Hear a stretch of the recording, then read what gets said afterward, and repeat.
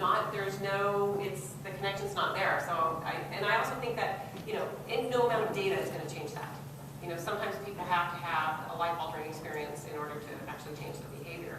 But just going back for a minute to how data can be more useful. A couple of years ago at the American Diabetes Association, which I always cover, all the vendors were on this kick about data visualization. So as you know, everybody thinks the holy grail for diabetics is being able to have these reams of records of your glucose data.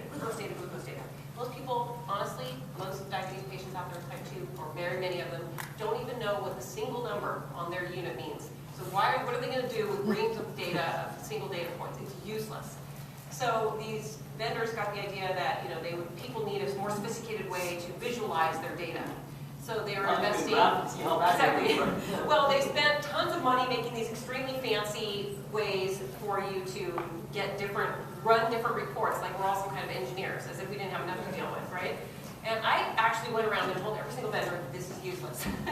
People need to know what to do with the data. Most people, again, don't get good basic information about, I'm always shocked at people who have family members with diabetes who don't understand it, but if you ask the patients themselves, they really don't understand it.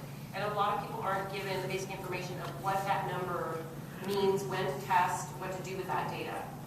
So this last year, they sort of finally changed around to starting to look for more, I forget the term they're using for it, but basically, trend analyzation and actually smart apps that are starting to not just present the data in all these fancy ways or push data at you, but actually alert the patient specifically to trends, to be able to say, to actually have the device itself notify you, look, you've been going high every afternoon, or you're running too low at night, or giving you actually predictive alerts and giving you some kind of interpretation of that data and also suggestions about what to do about it. So I want to come back to this notion of personalization of that data. Sunny, I'm going to come back to you in a second, but hold the thought.